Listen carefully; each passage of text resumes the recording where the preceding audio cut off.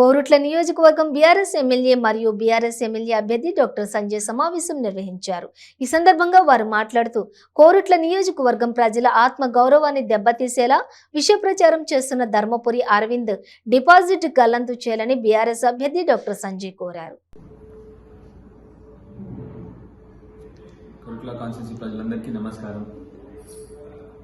ఎన్నో రాజకీయాలు చూసాము, కానీ ఇంత నీచమైన ఇంత జిగజారు రాజకీయం మా ఎంపీ గారి నుంచి చూడడం చాలా విచిత్రంగా ఉంది.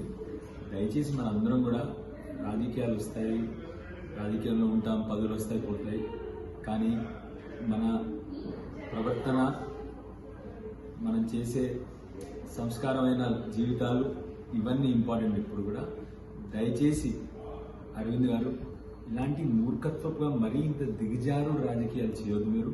మేము అయినా కూడా మిమ్మల్ని తిట్టం, మేము బూతులు మాట్లాడడం. గత నెల రోజుల్లో మీరు తిట్టిన ఎన్నో అసభ్యకరమైన మాటల్ని కూడా మేము ఏమీ అనలేదు. కానీ మనం అందరం ఒక స్థానంలో ఉన్న రాజకీయాల్లో ఉన్నప్పుడు ఒక డెకోరం ఉండాలి, ఒక విధానం ఉండాలి. ఇంత దిగజారు రాజకీయాలు చేయాల్సిన అవసరం లేదు. పదవులు వస్తాయి పోతాయి, ఎలక్షన్ వస్తాయి పోతాయి. మీరు ఓటమిని ఒప్పుకోండి, ప్రజల ముందర ఓటమిని ఒప్పుకోండి. మీరు ఏం పని చేయలేదు ప్రజలందరూ ఓడగొడుతున్నారు. కానీ దానివల్ల మీరు ఇంత దారుణంగా దిగజారి పిచ్చి పిచ్చి కూతలు మరీ ఇంత దారుణంగా, కనీసం మీకు కుటుంబం ఉంది, మీకు ఎలాగో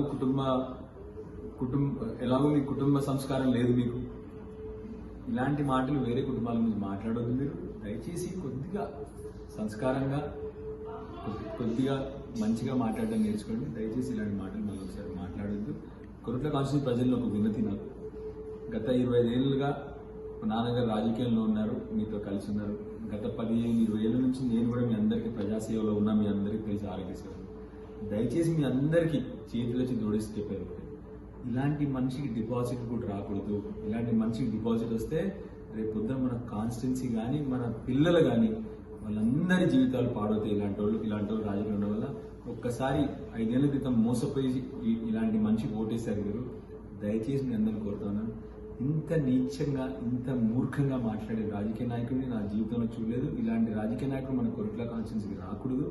వస్తే మళ్ళీ మన కాన్స్టిట్యున్సీ ఒక గత 15-20 ఏళ్ళ వెనకాలకి పోయి అల్లజడి సృష్టిస్తాడు, అల్లర్లు చేస్తాడు, బెదిరింపులు చేస్తాడు, మూర్ఖతో మాటలు చేస్తాడు. మీ అందరినీ చేతులెత్తి కోరుకుంటాను, ఇలాంటి మనిషికి డిపాజిట్ రాకూడదు. మీరు మన కోరుట్ల ఆత్మగౌరవాన్ని కాపాడి ఇలాంటి బయట నుంచి వచ్చిన మూర్ఖుడికి, కనీసం సంస్కారం లేని మూర్ఖుడికి, మన నీళ్లు తాగలేదు కదా ఎప్పుడు కొరట నీళ్ళలో సంస్కారం ఉంటుంది, కొరట్ల నీళ్ళలో మంచి ప్రవర్తన ఉంటుంది.